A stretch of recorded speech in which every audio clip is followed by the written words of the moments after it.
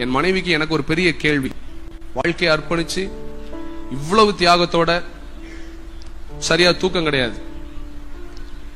நீங்க நினைக்கிறீங்க மேடையில் நின்னா ஃபேமஸ் ஆனா நின்றலாம், அதெல்லாம் ஒண்ணும் கிடையாது.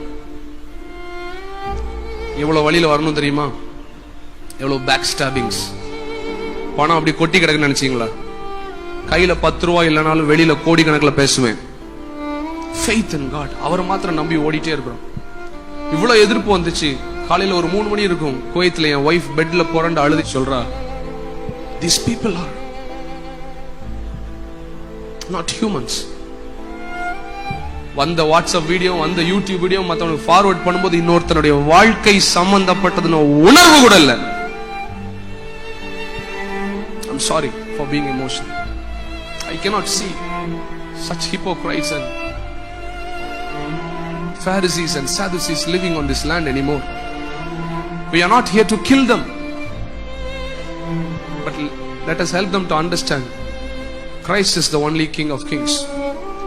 Tamil Nadu needs Christ. My relatives are still Muslims. Last time when I went home, நான் ஊருக்கு போகும்போது பீர் முகமது எங்க மாமா பேர், எங்க அம்மா கூட பிறந்த தம்பி, போனை தூக்கி காமிக்கிறான். ஏசு ஏசுன்னு ஓடனியாடா, இப்ப அவனுக்கு எதனாடா உன்னை பத்தி பேசுறாங்க? ஏசு உனக்கு என்ன கொடுத்தாரு? இத்தனை பெரிய தமிழ்நாட்டுல ஒரு தமிழ் தலைவர் கூட என் கூட வந்து நிக்கல. With what face will I share gospel with what face I can tell him that Jesus loves and Christians are full of God's love? I told him and I said, Christians may be bad, but my Christ is good to me.